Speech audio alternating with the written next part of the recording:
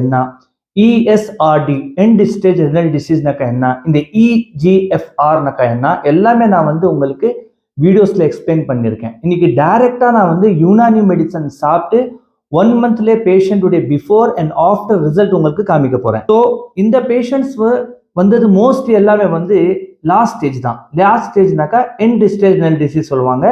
அதுல 90%க்கு மேலே kidney failure இருக்கும். ஒன்லி 10% தான் கிட்னி ஒர்க் பண்ணும்.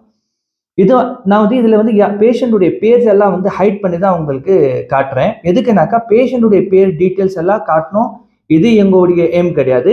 ஆனா பேஷண்ட்டுடைய results Unani medicines herbal medicines சாப்பிட்டு அந்த ரிசல்ட் மட்டும் உங்களுக்கு முன்னாடி காட்டுறேன். ஸோ ஒரு பேஷண்ட் எங்கள்கிட்ட வந்தாங்க. அவங்க வந்து வரும்போது அவங்களுடைய கிரியேட்டின் லெவல் 10.54, யூரியா வந்து 160 இருந்துச்சு.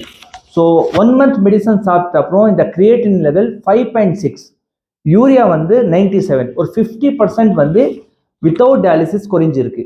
அதே மாதிரி இன்னொரு பேஷண்ட்டு அவங்களுடைய யூரியா 219 வரும்போது இந்த கிரியேட்டின் லெவல் 13.90, 13 எல்லாம் ரொம்ப ஜாஸ்தி. ஆனாலும் இந்த பேஷண்ட்க்கு நாங்கள் டயாலிசிஸ் சஜஸ்ட் பண்ணோம். ஆனால் வந்து அவங்க பேஷண்ட் வந்து டயாலிசிஸ் பண்ண விரும்பல. அவங்க என்ன சொன்னாங்க, 1 மந்த் மெடிசன்ஸ் கொடுங்க டாக்டர், நாங்கள் ப்ராக்டிக்கலாக சாப்பிட்டு பார்க்குறோம், ரிசல்ட் இருந்தால் நாங்கள் கண்டினியூ பண்ணுறோம், இல்லை டயாலிசிஸ்க்கு போயிடும் சொன்னாங்க. ஸோ அவங்க 1 மந்த்க்கு அப்புறம் இந்த கிரியேட்டின் லெவல் 5.62, 13லேருந்து 5 வித்தவுட் டயாலிசிஸ் வந்திருக்கு. யூரியா வந்து 107 வந்து வந்திருக்கு. மூணாவது ஒரு பேஷண்ட்டுடைய ரிப்போர்ட் உங்களுக்கு காமிக்கிறேன். இவங்க வரும்போது யூரியா வந்து 237, கிரியேட்டினின் 14.8, இது வந்து ரொம்ப ஜாஸ்தி. இந்த பேஷண்ட்க்கு நாங்களே வந்து டயாலிசிஸ் சஜஸ்ட் பண்ணோம். ஆனாலும் அந்த பேஷண்ட் வந்து ரெடி இல்லை, டயாலிசிஸ் பயம் இருக்கு, இல்லை சார் நான் வந்து ரொம்ப எங்க ஃபேமிலியில வந்து இந்த மாதிரி கொஞ்சம் பிரச்சனை ஆயிடுச்சுன்னு சொல்லி அவங்க டயாலிசிஸ் பண்ணல. ஸோ 1 மந்த் வந்து அவங்க மெடிசன் சாப்பிட்டப்போ இந்த கிரியேட்டினின் 8.1 வந்துருச்சு. இன்னும் 14லேருந்து 8 வரைக்கும் வந்துருச்சு. இந்த யூரியா வந்து 119 ஆயிடுச்சு. ஸோ பெரிய டிஃப்ரென்ஸ் 1 மந்த்லேயே கிடைச்சிருக்கு. சரி, இதெல்லாம் வந்து கம்ப்ளீட் வந்து கியூர் கிடையாது, புரியுதா?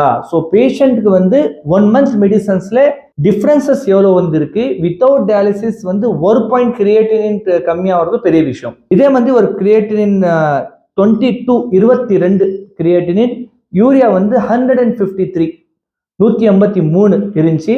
ஸோ இவங்க 1 மந்த் மெடிசன் சாப்பிட்ட அப்புறம் வாட்ஸ்அப்ல வந்து அனுப்பிச்சாங்க ரிப்போர்ட்டு.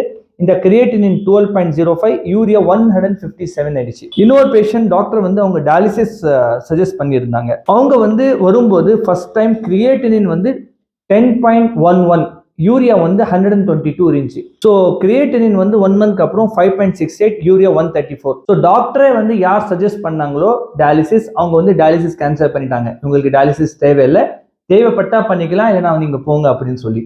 ஸோ இதெல்லாம் வந்து நான் காட்டுறது ரிப்போர்ட்ஸ் வந்து ஒரு கிளைம் எல்லாம் கிடையாது, ஒரு மேஜிக்ஸ் எல்லாம் கிடையாது. யுனானி மெடிசன்ஸ் வந்து ஒரு ஓல்டஸ்ட் மெடிசன்ஸ். இது வந்து ஆயுர்வேதா, யோகா, சித்தா, ஹோமியோபேத்திக், இந்த மாதிரி எத்தனையோ தெராபிஸ் இருக்கு இல்லையா. இந்த மாதிரி யுனானி மெடிசன்ஸ் வந்து ஒரு ஓல்டஸ்ட் மெடிசன்ஸ், ஒரு 3500 வருஷத்துல இருந்து முன்னாடி இருந்து இது ப்ராக்டிஸ் பண்ணிட்டு இருக்காங்க. இதுல மோஸ்ட்லி வந்து ஹெர்பல் மெடிசன்ஸ் தான் யூஸ் ஆகும், சித்தா மாதிரி, ஆயுர்வேதா மாதிரி. ஆனா அந்த ப்ரிப்பரேஷன் மெத்தட் வந்து கொஞ்சம் டிஃப்ரெண்ட் ஆகும். யுனானி மெடிசன்ஸ்ல வந்து அது கொஞ்சம் ஈஸி டு இன்டேக் சொல்றோம்ல. பேஷண்ட்க்கு வந்து ரொம்ப சிம்டம்ஸ் வந்துச்சு, வாந்தி, விக்கல், மூச்சு வாங்குற பிரச்சனை, கை கால் வீங்குற பிரச்சனை எல்லாமே வந்துட்டு எமர்ஜென்சில இருக்கானாக்கா கண்டிப்பா உங்களுக்கு எமர்ஜென்சி ட்ரீட்மெண்ட் பண்ற மாதிரி இருக்கும். சிம்டம்ஸ் அவ்வளவு ஜாஸ்தி இல்ல.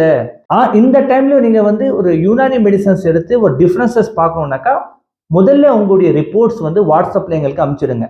நான் வந்து வாணியம்பாடியில உட்காடுறேன், வாணியம்பாடியில பிளஸ் என்னுடைய ஹாஸ்பிட்டல் பெங்களூர்ல இருக்கு. ஸோ நீங்க வந்து பெங்களூர்ல வரலாம், வாணியம்பாடிக்குள்ள வரலாம்.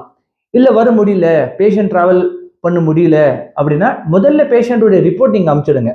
எங்களுடைய அசிஸ்டன்ட் டாக்டர் உங்களுக்கு வந்து டயட் எல்லாம் என்னென்ன சாப்பிடணும், என்ன சாப்பிடக்கூடாது, பேசிக் இன்ஃபர்மேஷன் உங்களுக்கு கொடுத்துருவாங்க. ஸோ இந்த ஸ்டேஜ்ல நீங்க டயாலிசிஸ் பண்ணணுமா, கொஞ்சம் அவாய்ட் பண்ணலாமா, அது பேசிக் இன்ஃபர்மேஷன் உங்களுக்கு எக்ஸ்பிளைன் பண்ணிடுவாங்க. ஸோ நீங்க அதுக்கப்புறம் டைரக்டா மருந்து கூரியரே மெடிசன்ஸ் வாங்கிக்கலாம். ஆனா எங்க மெடிசன்ஸ் கூட வந்து டயட் கண்டிப்பா செய்யணும். டயட்னாக்கா பத்தியம் செய்யணும். அது எங்க மெடிசன்ஸ்க்காக கிடையாது, ஏன்னாக்கா உங்க வியாதிக்காக. இப்போ டயபெட்டிக் பேஷண்ட்க்கு எப்படி சுகர் சாப்பிடக்கூடாதோ அந்த மாதிரி வந்து கிட்னி ஃபெயிலியர் பேஷண்ட்டுக்கு வந்து இந்த ப்ரோட்டீன் சாப்பிட்றது, பொட்டாசியம் சாப்பிட்றது எல்லாம் அவாய்ட் பண்ணும். அதை நம்ம டீட்டெயிலாக எக்ஸ்பிளைன் பண்ணியிருக்கேன் வீடியோஸ்ல. அந்த வீடியோஸ் எல்லாம் உங்க அசிஸ்டன்ட் டாக்டர் எக்ஸ்பிளைன் பண்ணிடுவாங்க. எங்க யுனானி மெடிசன்ஸ் கூட நீங்க ஆல்ரெடி ஏதோ மருந்து சாப்பிட்டுட்டு இருக்கீங்க, இங்கிலீஷ் மெடிசன்ஸ், அலோபதிக் மெடிசன்ஸ் சாப்பிட்றீங்கன்னாக்கா கண்டிப்பா அந்த மெடிசன்ஸும் சாப்பிடணும். நீங்க லைக் பிபிக்காக, சுகருக்காக, கால்சியம்காக, லாசிக்ஸ் எல்லாம் கொடுத்தா அந்த மெடிசன்ஸும் சாப்பிடணும், கூனி யுனானி மெடிசன்ஸும் சாப்பிடணும். இந்த 2 மெடிசன்ஸும் கூட சாப்பிட்டாலும் சைடு எஃபெக்ட்ஸ் எல்லாம் இல்லை. நீங்கள் வந்து பயப்படாமல் மெடிசன்ஸ் சாப்பிடலாம்.